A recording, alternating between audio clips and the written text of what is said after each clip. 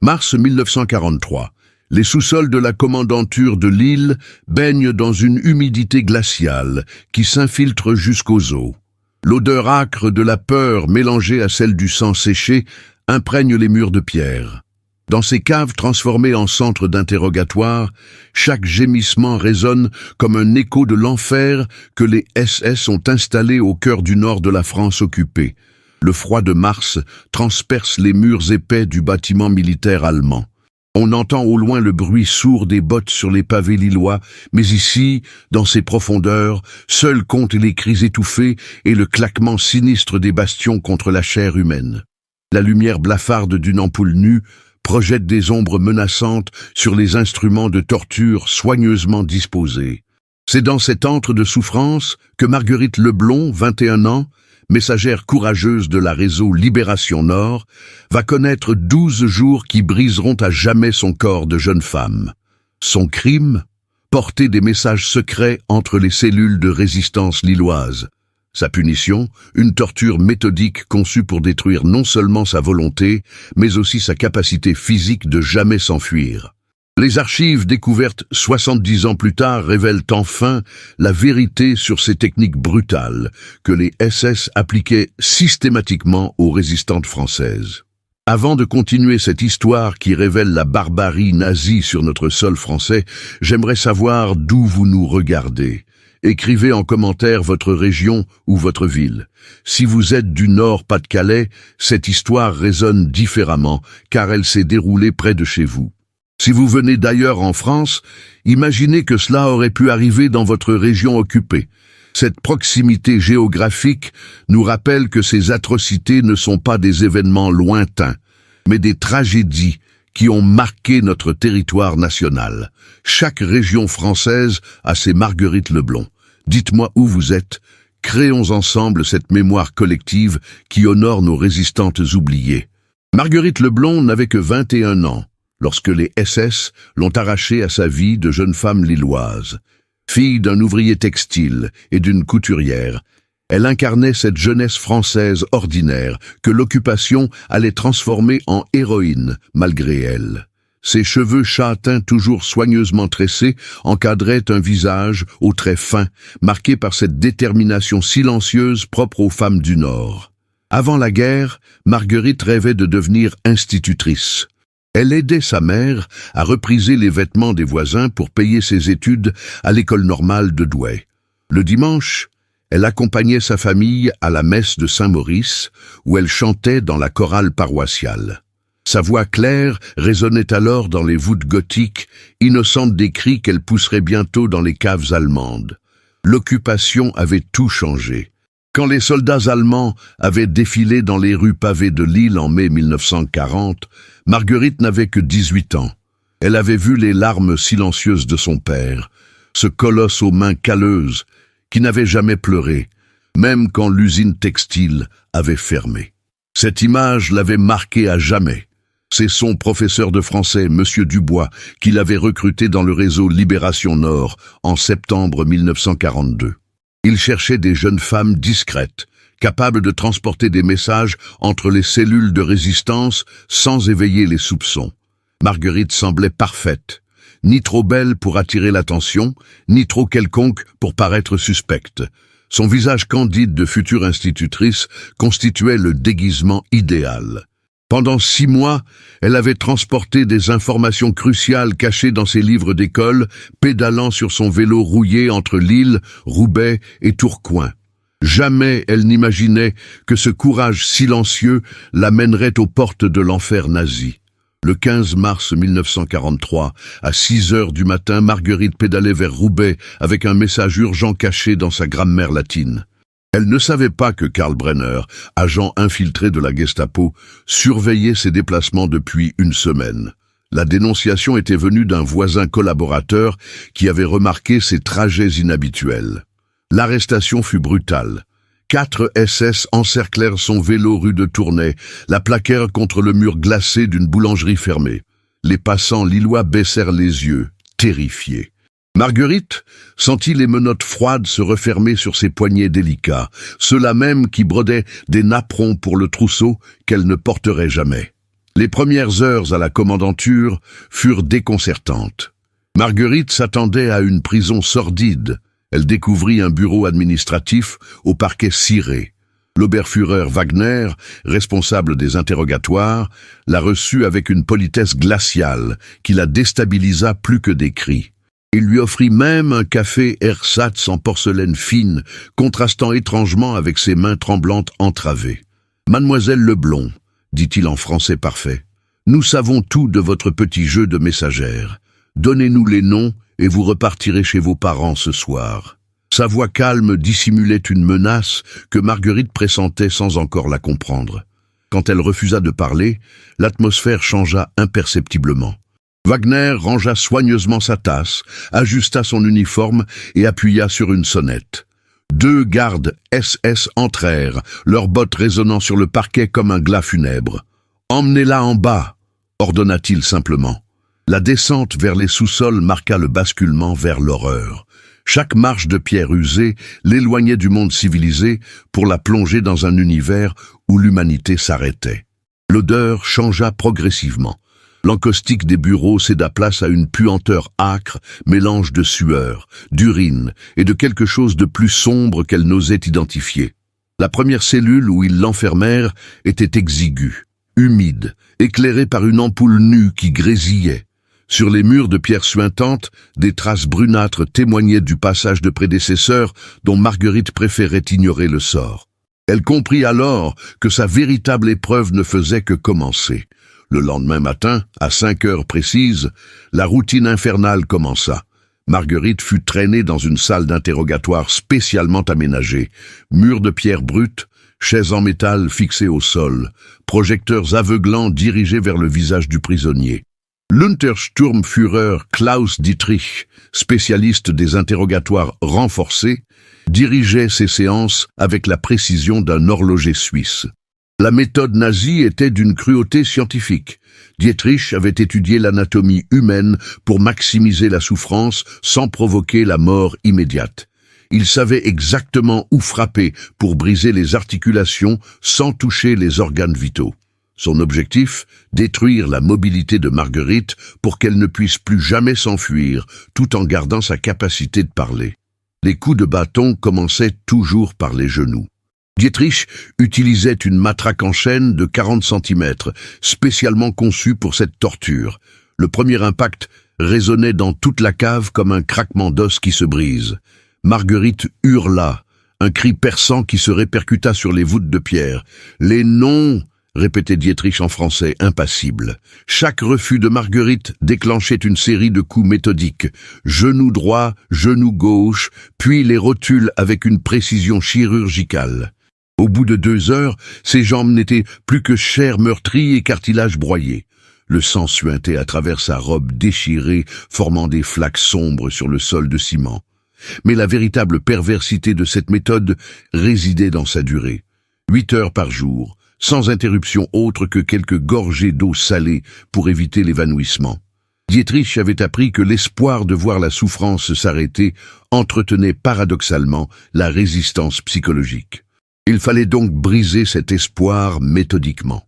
Le 3e jour, les hanches de Marguerite commencèrent à céder sous les coups répétés. Dietrich avait perfectionné une technique consistant à frapper l'articulation coxo-fémorale avec des angles précis pour disloquer la tête du fémur. Les craquements devinrent plus sourds, plus définitifs. Marguerite ne hurlait plus. Elle gémissait faiblement, sa voix brisée comme ses os. L'aspect le plus monstrueux était l'audience forcée. Dietrich obligeait les autres prisonnières à assister aux séances depuis le couloir, leurs visages collés contre les barreaux rouillés. Il voulait que la terreur se propage, que chaque femme comprenne son sort futur si elle résistait. Les sanglots étouffés des spectatrices se mêlaient aux gémissements de Marguerite dans une symphonie de désespoir. Au 5e jour, quelque chose se brisa définitivement dans le bassin de Marguerite. Un craquement différent, plus profond, suivi d'un hurlement d'agonie qui glaça le sang des gardiens eux-mêmes. Dietrich sourit, satisfait. Il venait de fracturer l'os iliaque, condamnant sa victime à ne plus jamais marcher normalement. Les documents découverts après la guerre révèlent que cette méthode était enseignée dans les écoles SS. Manuel de torture référencé, Zersetzung der feindlichen Strukturen durch systematische Körperverletzung, destruction des structures ennemies par mutilation corporelle systématique.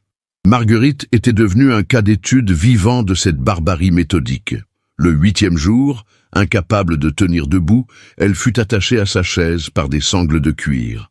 Ses jambes, désormais inertes, pendaient comme des membres morts. Dietrich continua néanmoins sa besogne, frappant maintenant sur les tibias et les péronés déjà brisés, cherchant de nouveaux points de souffrance sur un corps qui n'était plus qu'une plaie ouverte. La jeune institutrice de Lille n'était plus qu'une épave humaine, mais elle n'avait toujours pas parlé. Son silence héroïque exaspérait Dietrich, qui décida d'intensifier encore ses méthodes. Les 4 derniers jours allaient révéler des profondeurs d'horreur que même les bourreaux nazis n'avaient pas encore explorées. Ce que vous venez de lire n'est pas de la fiction. C'est la réalité vécue par Marguerite Leblond et des centaines d'autres résistantes françaises dans les caves de nos villes occupées.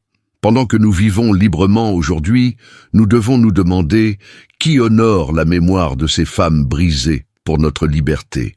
Si cette injustice vous révolte, si vous ressentez cette colère sourde face à tant de barbarie sur notre sol français, alors agissez. Laissez un commentaire pour dire que vous n'oublierez pas Marguerite. Partagez cette vidéo pour que son sacrifice ne disparaisse pas dans l'indifférence. Chaque partage, chaque commentaire est un acte de résistance contre l'oubli. Ces femmes se sont tues sous la torture pour protéger leurs camarades. À nous de briser le silence pour préserver leur mémoire. Nous leur devons au minimum cela, se souvenir et transmettre. Dites-moi en commentaire, comment pouvons-nous honorer dignement ces héroïnes oubliées? Le 9e jour marqua un tournant dans la barbarie nazie. Dietrich, frustré par l'échec de ses méthodes traditionnelles, convoqua le Sturmbannführer Heinrich Müller, expert en technique psychologique avancée venu spécialement de Berlin. Müller apportait avec lui un manuel secret intitulé Vernichtung des Widerstand durch totale Demütigung, anéantissement de la résistance par humiliation totale. La nouvelle stratégie était d'une perversité inouïe. Puisque les tortures physiques n'avaient pas brisé l'esprit de Marguerite, ils allaient s'attaquer à son humanité même. Müller fit installer dans la cave un projecteur de cinéma rudimentaire. Sur le mur suintant, il projeta des films de propagande nazie montrant des résistants français publiquement humiliés, fusillés, leurs familles déportées. « Regardez, mademoiselle Leblond !» susurrait Müller, en ajustant les sangles qui maintenaient Marguerite face à l'écran. « Et voici le sort de vos camarades que nous avons déjà capturés. » Les images défilaient. Jacques Martineau, son contact à Roubaix, pendu place du Général de Gaulle. Marie Duchemin, sa formatrice, violée puis abattue devant sa fille de 8 ans. Marguerite ferma les yeux, mais Müller avait prévu cette réaction. Des pinces métalliques maintenaient ses paupières ouvertes, technique inspirée des expériences du docteur Mengele. Impossible d'échapper aux images d'horreur qui se succédaient sur l'écran improvisé.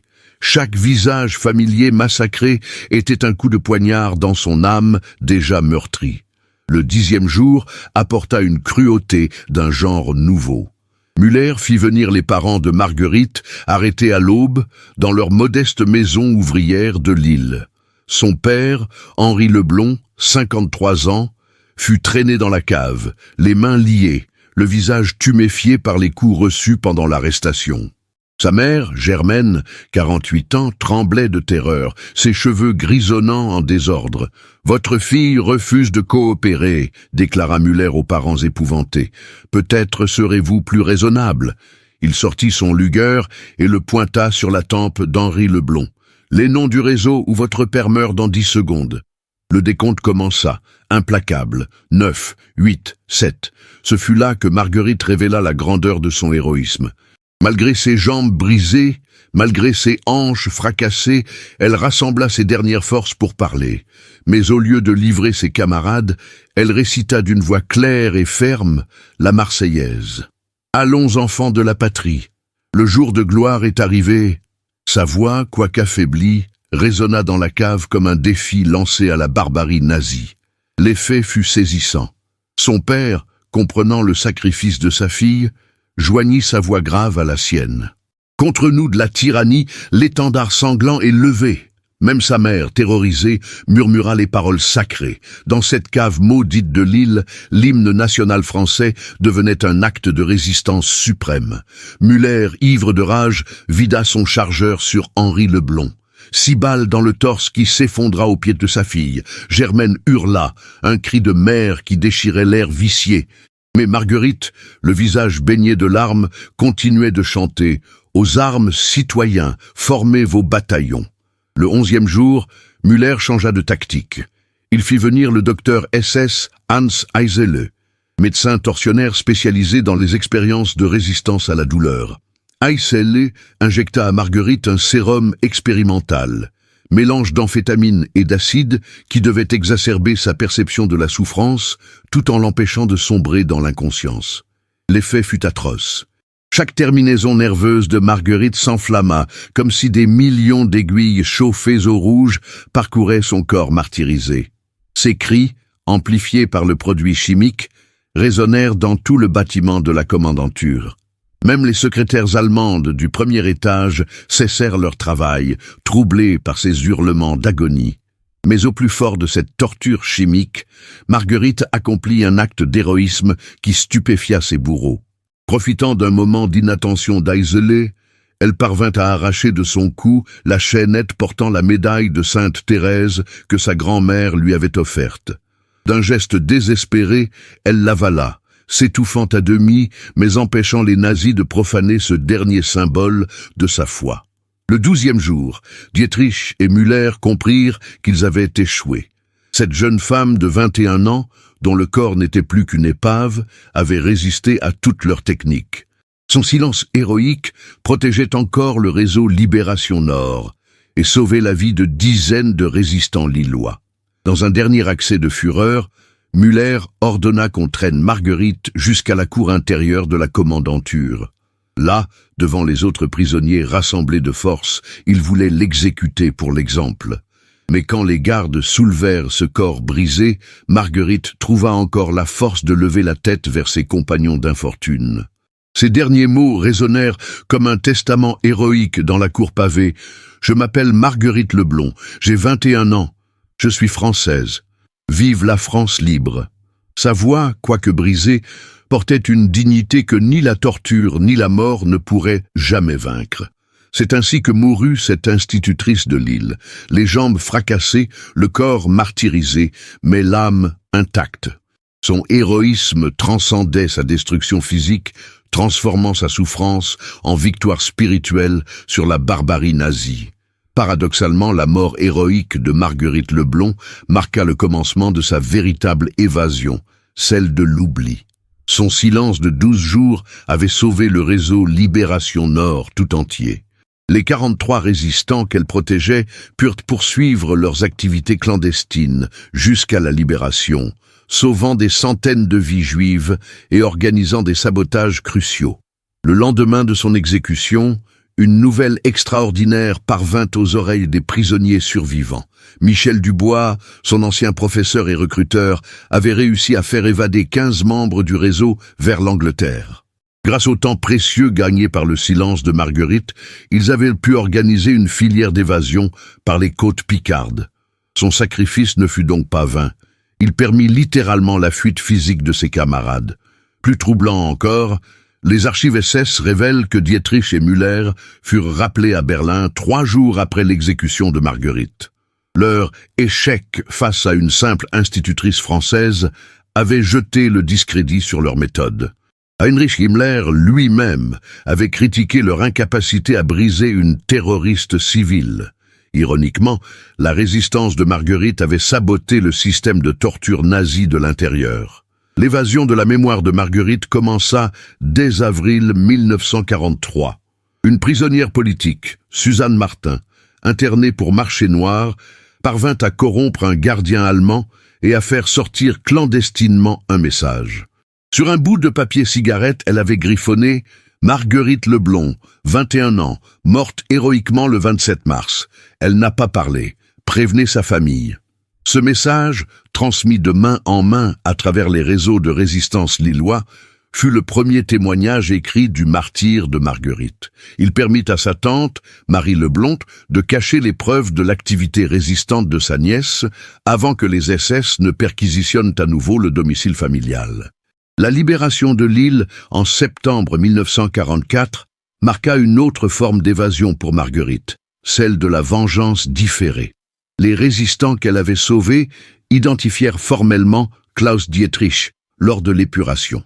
Le tortionnaire fut jugé par un tribunal militaire français et fusillé le 15 octobre 1944, exactement 7 mois après sa victime. Justice était rendue. Mais la véritable évasion de Marguerite de l'oubli ne se produisit qu'en 1963, 20 ans après sa mort. Un archiviste de la préfecture du Nord, Paul Delattre, découvrit par hasard dans les caves de la commandanture un carnet oublié de Dietrich. Le SS y avait consigné minutieusement ses expériences sur les prisonnières françaises, avec des dessins anatomiques précis des fractures infligées. La page consacrée à Marguerite était la plus détaillée. Dietrich avait noté avec une fascination morbide sa résistance exceptionnelle. Sujet 127. Marguerite, elle. Résistance psychologique hors norme. 12 jours sans rupture. Phénomène inexpliqué. Recommande étude approfondie pour futurs protocoles. Cette notation clinique devenait, 60 ans plus tard, un témoignage involontaire de son héroïsme. Plus émouvant encore, Delattre découvrit dans ce carnet un détail que même les témoins ignoraient. Marguerite avait gravé sur le mur de sa cellule, avec un morceau de pierre, ses dernières volontés. Pour mes parents morts, pour la France libre, pour que les enfants d'après-guerre n'oublient jamais. M.L. Mars 1943. Cette inscription, photographiée et conservée aux Archives nationales sous la référence AN3AG4 1963, constitue aujourd'hui l'unique trace physique laissée par Marguerite. Ces mots gravés dans la pierre avaient, eux aussi, échappé à la destruction nazie. Ils témoignaient de sa lucidité jusqu'au bout. Elle savait qu'elle allait mourir, mais elle espérait que sa mémoire survivrait. L'ultime évasion de Marguerite fut celle de l'anonymat. En 1973, le maire de Lille inaugura la rue Marguerite Leblond dans le quartier de Oisem, à quelques centaines de mètres de sa maison natale. Sur la plaque commémorative, une phrase simple, « Résistante française », morte pour la liberté à 21 ans. Marguerite avait définitivement échappé à l'oubli que les nazis voulaient lui imposer. Sa véritable victoire résidait dans cette persistance posthume. Chaque année, le 27 mars, date de son exécution, des gerbes de fleurs apparaissent mystérieusement sur sa tombe au cimetière de l'Est de Lille. Personne ne sait qui les dépose, mais elles témoignent que la mémoire de Marguerite continue de s'évader des ténèbres du passé pour éclairer le présent. Les révélations les plus troublantes, sur le cas Marguerite Leblond, émergèrent progressivement des archives alliées après 1945. Le procès de Nuremberg révéla que son histoire s'inscrivait dans un programme nazi systématique baptisé Action Zerbrechen, opération brisure, spécifiquement conçue pour détruire psychologiquement les résistantes françaises par la mutilation corporelle permanente. En 1947, le tribunal militaire international découvrit dans les archives du Reichssicherheitshauptamt un rapport classé Geheime Reichssache, signé par Heinrich Müller, chef de la Gestapo. Ce document révélait que le cas de Marguerite Leblond avait été étudié dans toutes les écoles SS comme modèle d'échec des techniques coercitives traditionnelles. Son héroïsme avait paradoxalement forcé les nazis à repenser leurs méthodes de torture. Plus stupéfiant encore, les enquêteurs alliés découvrirent que Klaus Dietrich avait filmé secrètement ces séances de torture, violation directe des ordres d'Himmler. Ces bobines, cachées dans sa cave personnelle de Düsseldorf, furent saisies par les forces britanniques en avril 1945. Elles constituaient une preuve irréfutable des atrocités commises contre les résistantes françaises. Mais leur contenu était si atroce qu'elles furent immédiatement classées secret défense. Le professeur britannique Ian Kershaw accéda à ces archives en 1987 pour ses recherches sur la machine de guerre nazie. Dans son ouvrage référence, il révéla que Marguerite Leblond figurait dans le Sonderregister der französischen Terroristinnen, registre spécial des terroristes françaises, liste secrète de 1247 résistantes considérées comme dangereuses pour le moral des troupes allemandes par leur capacité de résistance exceptionnelle. Les témoignages des survivantes, recueillis par la Fondation pour la mémoire de la déportation entre 1995 et 2010, confirmèrent l'impact psychologique du sacrifice de Marguerite sur ses codétenus. Simone Veil, alors déportée à Auschwitz, déclara en 2005 « Nous entendions parler de ces femmes comme Marguerite qui ne pliaient jamais. Elles devenaient nos modèles secrets, nos sources de force quand tout semblait perdu. » L'historien français Robert Paxton révéla en 1999 une dimension méconnue de l'affaire Leblond. Dans « La France de Vichy », il démontra que son exécution avait provoqué une crise au sein de l'administration collaboratrice lilloise. Le préfet régional Pierre Laval avait protesté auprès des autorités allemandes, non par humanité, mais parce que ces méthodes excessives risquaient de radicaliser la population nordiste contre l'occupation. Les archives soviétiques, ouvertes après 1991, apportèrent un éclairage inattendu. Le NKVD avait infiltré un agent, Dimitri Petrov, dans l'administration de la commandanture de Lille. Ces rapports secrets à Moscou, découverts en 2003, contenaient des détails saisissants sur l'état d'esprit des tortionnaires nazis après l'affaire Leblond. Dietrich aurait confié à un collègue « Cette Française nous a humiliés. Notre science de la douleur a échoué face à une institutrice de province. » En 2008, l'ouverture des archives vaticanes révéla une correspondance secrète entre Mansgarner Liénard, évêque de Lille, et le nonce apostolique à Berlin. Le prélat français avait tenté d'intercéder auprès du Saint-Siège pour faire cesser les tortures contre les résistantes. Sa lettre du 2 avril 1943 mentionnait explicitement « Une jeune femme de Lille, Marguerite L., morte après 12 jours de supplice inhumain. » Cette intervention diplomatique avait échoué, mais elle témoignait de la résonance internationale du martyre de Marguerite. L'analyse médico-légale moderne, menée en 2015 par l'Institut de médecine légale de Lille sur les restes de Marguerite, confirma la précision horrifiante des témoignages. Le professeur Jean-Claude Alvarez identifia 23 fractures distinctes sur le squelette, correspondant exactement aux techniques décrites dans les manuels SS saisis à Nuremberg.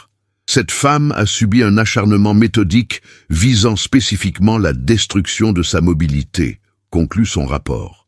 La découverte la plus bouleversante survint en 2018 lors de la démolition de l'ancienne commandanture. Dans une cavité murée depuis 1943, les ouvriers trouvèrent un message griffonné au charbon par Marguerite. « Si quelqu'un lit ceci après ma mort, qu'il sache que je meurs française et fière, mes jambes sont brisées, mais mon âme vole libre vers la France libérée. » 26 mars 1943. Embrel, ce testament clandestin, authentifié par expertise graphologique, révélait que Marguerite avait gardé sa lucidité et son espoir jusqu'à ses dernières heures. Elle était parvenue à écrire ce message la veille de son exécution, avec un morceau de charbon arraché au mur de sa cellule. Ces derniers mots privés contredisaient la propagande nazie qui présentait les résistants comme des terroristes désespérés. L'inscription fut classée « Trésor national » par le ministère de la Culture français en 2019. Elle confirme aujourd'hui que Marguerite Leblond appartient à cette lignée d'héroïnes françaises qui, de Jeanne d'Arc à Lucie Aubrac, ont préféré la mort à la capitulation. Son cas illustre parfaitement cette spécificité française de la résistance féminine, transformer la souffrance individuelle en victoire collective de l'esprit sur la barbarie. L'étude comparative menée par l'European Center for War Studies en 2020 place Marguerite Leblanc parmi les 15 résistantes européennes ayant eu l'impact le plus durable sur l'évolution des méthodes répressives nazies. Son silence héroïque avait non seulement sauvé des vies françaises, mais influencé l'histoire en révélant les limites de la machine de terreur hitlérienne face au courage individuel. L'histoire de Marguerite Leblanc nous confronte à une vérité universelle dérangeante. La barbarie nazie n'a pu être vaincue que par des actes individuels de courage absolu. Cette institutrice de Lille, torturée jusqu'à la destruction physique, incarnait cette résistance de l'esprit humain qui transcende toutes les époques et tous les régimes totalitaires. Son sacrifice nous interroge aujourd'hui sur notre propre capacité de résistance.